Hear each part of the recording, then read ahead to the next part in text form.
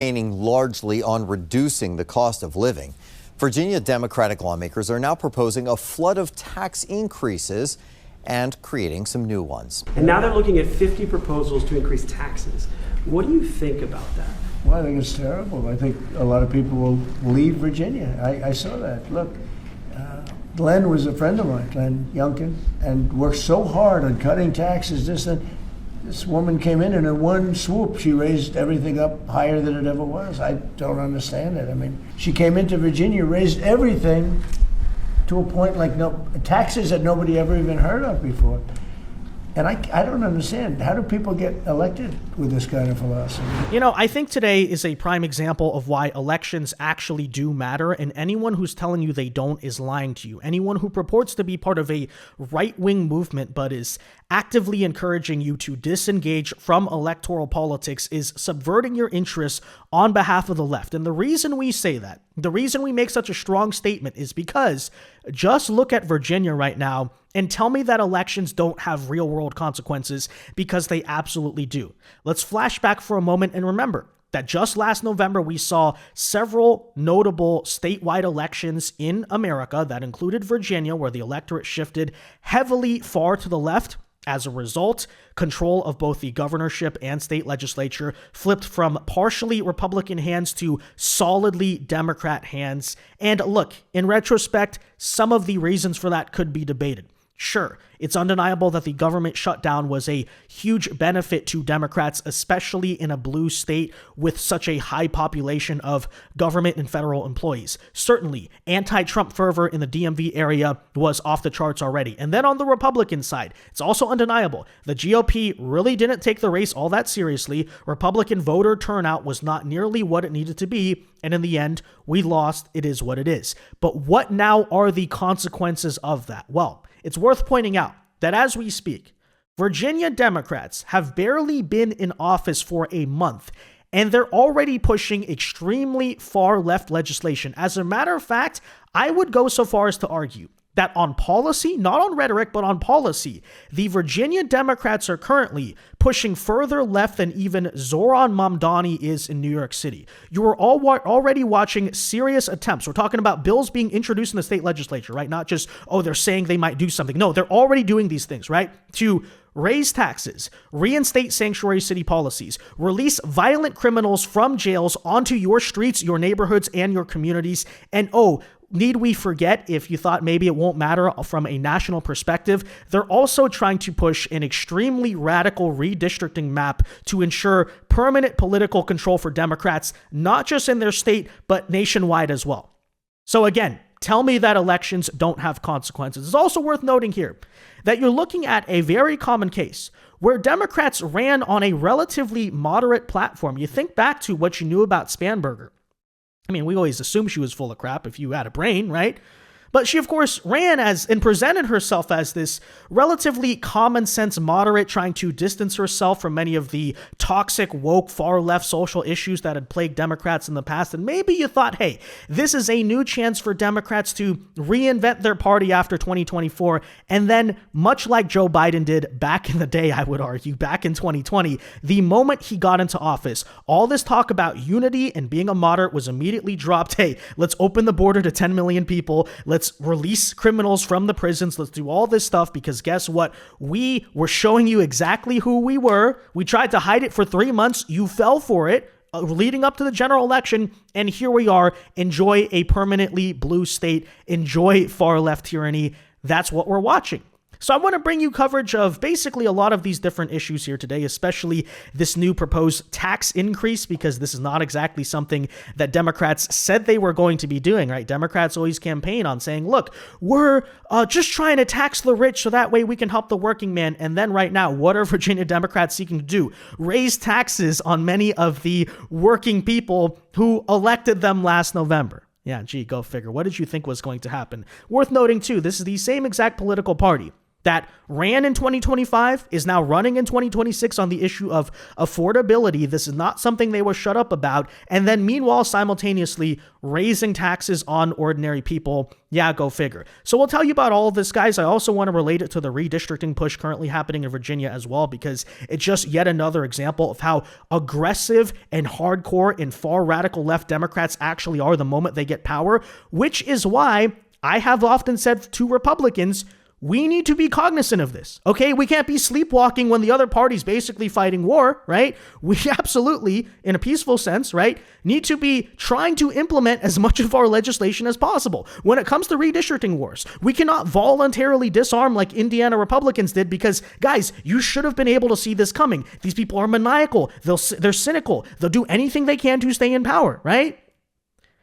It just goes on and on. So anyways, let's get into all of this, guys. First, I'll do us a favor. If you enjoy our content, make sure you hit that like button down below. Subscribe to the channel if you are new. We greatly appreciate the support, but it also ensures that you can stay up to date with all the latest news and coverage. And that said, if you want a full summary, again, keep in mind, it hasn't been a long time. We're talking about approximately a month of being in power.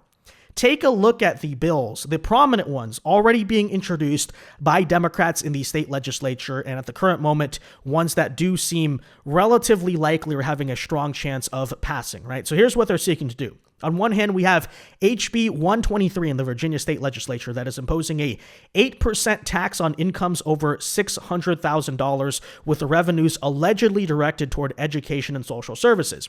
So you may hear that and say, okay, well, Democrats are doing what they promised. They said they were going to tax the rich. It only applies to people over 600K. What's the problem? Well, again, it never really works that way, does it? The party of affordability, by the way, folks. So they're secondly, though, seeking, apparently that's not enough revenue. We have a different Democrat state legislator seeking to create a sales tax on digital deliveries like Amazon, FedEx, and Uber Eats, and a 10% admissions tax on events and services. So in other words, we're creating a brand new sales tax, but wait a minute. You said you wouldn't raise taxes on ordinary people. You said if we just tax the rich, everything would be fine. So why is it? How could it possibly be that in the end, that tax burden is being shifted to ordinary citizens? Oh, I really wonder who's been trying to tell you that for a very long time, huh? But it goes on. HB 789 is seeking to establish a 11% excise tax on firearms and ammunition, plus a $500 fee on suppressors. Have to wonder too, by the way, how many gun owners, right-wing gun owners, potentially stayed home in the November election? You know, I don't know the numbers there. It's hard to track. But just keep in mind, if you fall into that category, okay, that's a painful lesson that has to be learned. But it doesn't stop, obviously, at economic policies. We also have criminal justice reforms. I don't want people to forget this as well. Currently, HB 234 is eliminating and reducing mandatory minimum sentences for crimes, including assault on law enforcement, rape, manslaughter, child pornography possession, and certain child sex offenses in some cases. That is right.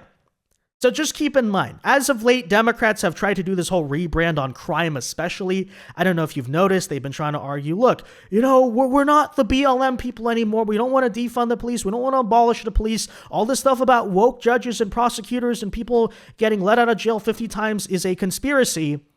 And yet here we have Democrats, again, openly calling to eliminate and reduce mandatory sentences, not for, petty drug possession or the things they pretend it's about. No. Assault on law enforcement, rape, very feminist, by the way, manslaughter, child pornography possession, coming from the political party, constantly talking about the Epstein files, right? And certain child sex offenses, ladies and gentlemen. The party of Epstein, actually, quite literally. You're also seeing gun control measures too, by the way. They're seeking to do a full assault weapons, quote unquote, ban and a ban on high capacity magazines. In other words, welcome to the gun laws of California, how things can so rapidly change. They're also seeking to expand the red flag laws and even more and more energy bills, reproductive rights, aka abortion, etc., etc. But that said, I do want you to take a listen, and we're going to focus mainly first today on this tax policy because it's probably the greatest example of an electorate thinking they would be voting for a relative status quo, right? Establishment Democrat, she basically campaigned on saying nothing's going to change all that drastically. And then a month of being in power, turns out things change very drastically, very fast. Take a listen. Thank you. Well, 7 News has been reporting on dozens of new taxes and tax increases being proposed by Democrats in the Virginia legislature. And this comes as the Commonwealth has a nearly $3 billion budget surplus. After days of reaching out to Democratic lawmakers, our Nick Minock is getting answers about where that money could go. The list of new and higher taxes being proposed in the opening days of the legislative session is long and varied. But after days of silence from Democratic leadership in Richmond, I finally heard back from Senate Leader Scott Surville. From Uber rides and food delivery to home repairs and dog grooming, Virginia Democratic lawmakers have proposed a wide-ranging pile of new or increased taxes on everyday Virginians. Virginia Democratic Senate Leader Scott Surville introduced some of these proposals and defended others. When I asked about the state's enormous $2.7 billion surplus, Surville said that's going to be spent to cover Medicaid costs. He then explained the new taxes are intended to raise money to pay for government-subsidized affordable housing, schools, and financing Metro. Okay, so first of all, you already realized how ridiculous this is, considering that, as they mentioned there, Virginia is currently operating with a massive budget surplus. Why is that? Because the previous GOP administration actually knew how to spend and knew how to govern. Now, usually in cases of budget surplus, you either reinvest it or give it back to the citizens by cutting taxes. Yet, for whatever bright-minded reason, the Democrats here just want to give the biggest middle finger they possibly can to working people by saying, oh, budget surplus, you know what that means? We're actually going to raise your taxes. But again, ladies and gentlemen, what did you really think you were going to get when you voted for this, right? It's worth noting, too.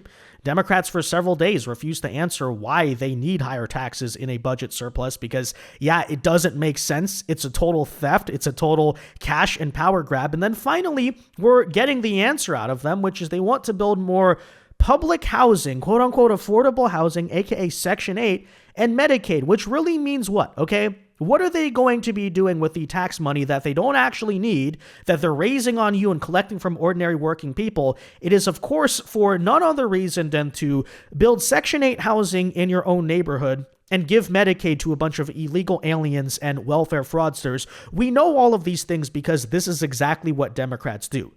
And by the way, reinvest in education, which really means a bunch of money laundering to teachers' unions and things like that as well.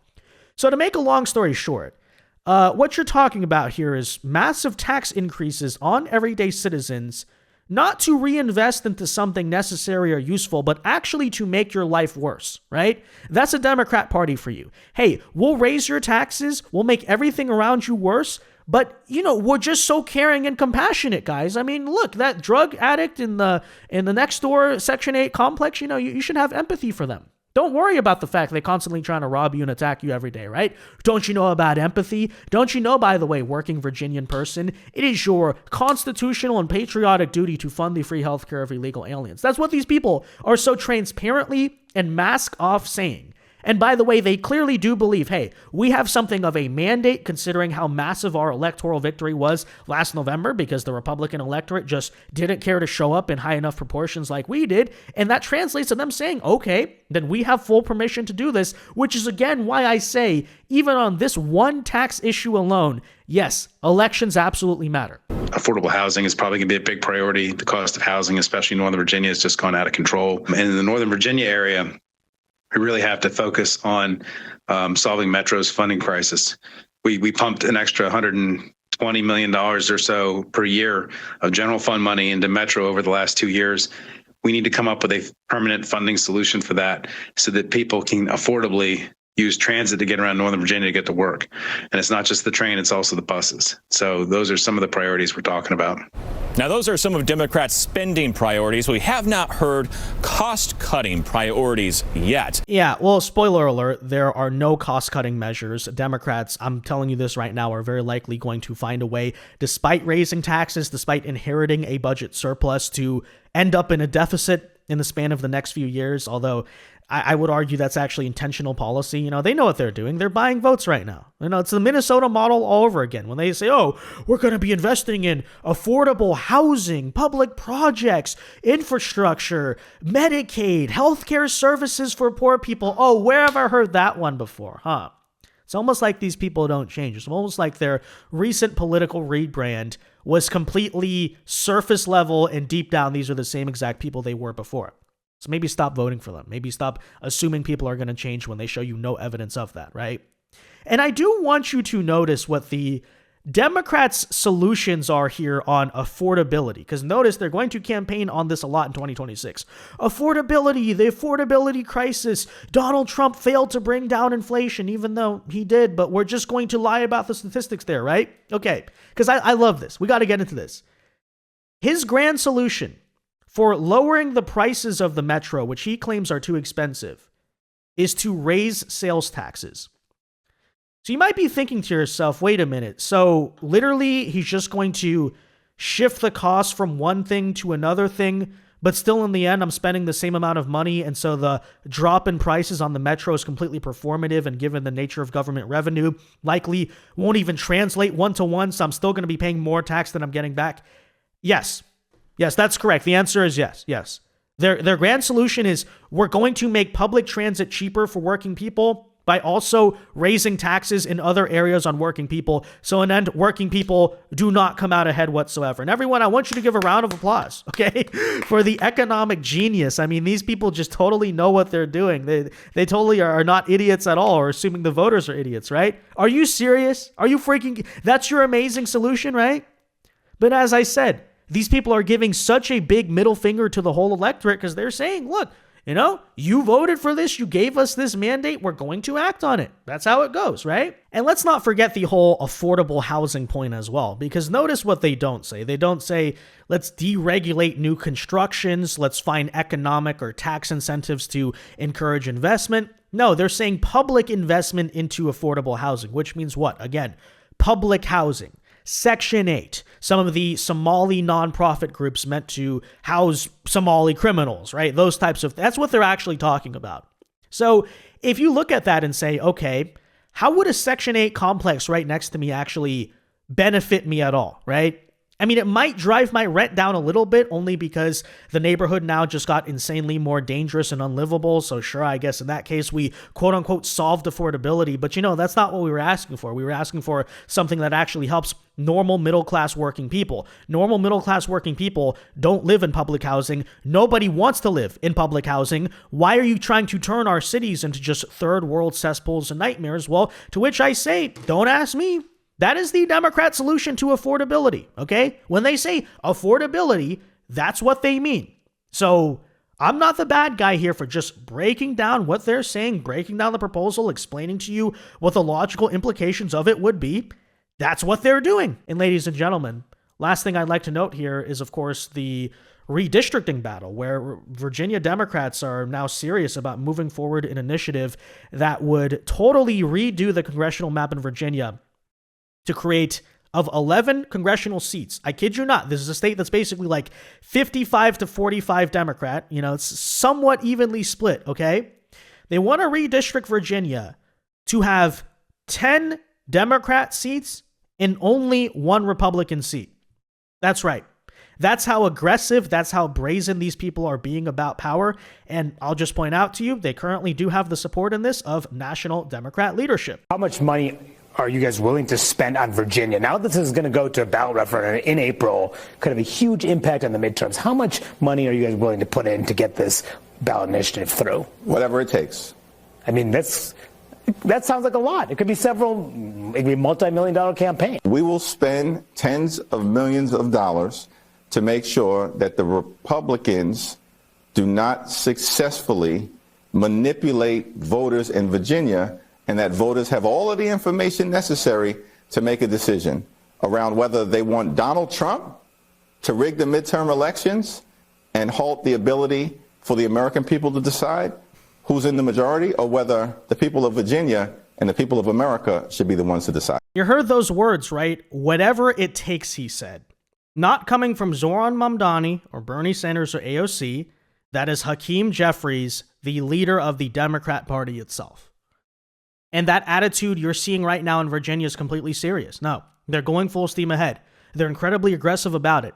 And meanwhile, how are Republican states responding? What have we been criticizing over the past several months? A total dropping of the ball, right?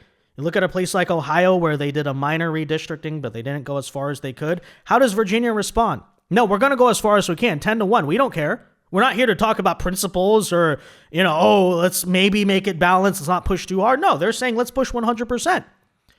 Just in December, we were speaking about the Indiana Republican Party, right?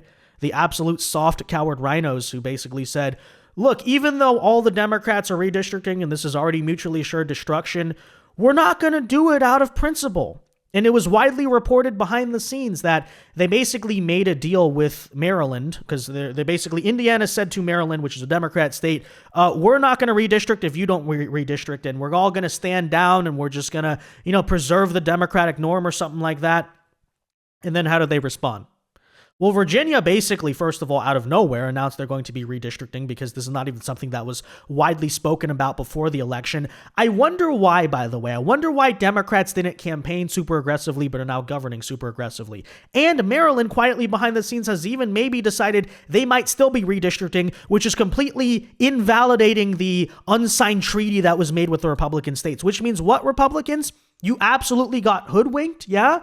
The Democrats are lying to you? Yeah, the Democrats are dirty, cynical bastards who will do anything they want to take power? Okay, we understand all of that. We should understand how dangerous they are. We should understand what they're up to. By the way, to a degree, you can't really blame them because, look, they won the election. They're using all of the power and all the political capital they have to get done what they want to get done. My only question is, when Republicans win elections, when Republicans have power, why are you not doing the same, right?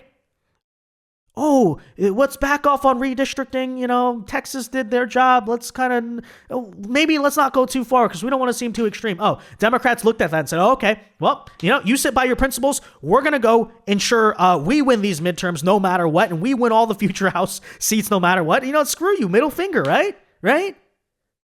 So as I said, at what point does our side just get serious? At what point does our side understand?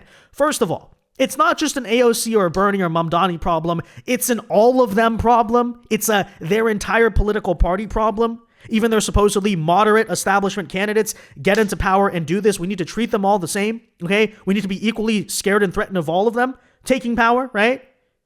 At what point are we going to say every election matters because it does, It's not just Virginia, New Jersey. What's the big deal? Oh, it is a very big deal, right?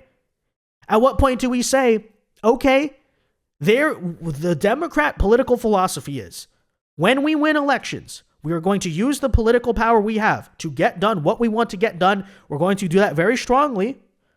When are Republicans going to do the same, right? When are Republicans going to understand this is a serious moment in our country, okay? The left is basically trying to make sure something like 2024 never happens again. They're trying to steamroll us. They're trying to crush us, okay? At what moment, metaphorically, peacefully, and politically, but still, at what moment do you say, yeah, we're going to fight back. We're going to actually offer a resistance, okay? I don't know. I'm just saying. Look at what Virginia is doing right now. Ask yourself how many Republican states are really fighting back with the same amount of strength. It's not very common. You could say maybe Florida, maybe Texas, maybe some other random state. And I heard I believe is it the Montana or the South Dakota? One of those state legislatures got a lot better as of late. Okay, fine. There's a couple limited examples. But nationwide, it's not the trend. You have these weak geriatric rhinos who have been here 20, 30 years. They don't understand the moment. They're just there to maintain the status quo. And then meanwhile, this is what Democrats are doing. You know why? Because the Democrats are organized. The Democrats are serious. It's time we get the same, right? And it's time we start taking these midterms in 2026 seriously and not just writing them off as, okay, whatever. Because House control, Senate control, that's one thing. Sure, that can flip back. It's a normal midterm backlash year. Okay. But look at these governor's races as one example. You notice how important they are, right? How are Republicans even going to maintain electoral majorities if the Democrats win all the state controls and then start redistricting everywhere? Yeah. And then we won't do the same. Come on. Get real. Again, I'll say, elections matter. Elections have consequences. It's time we start taking them seriously because clearly the other side is doing that. That said, let me know your thoughts. Be sure to leave a like on this video, subscribe to the channel if you are new. And until next time, God bless and peace.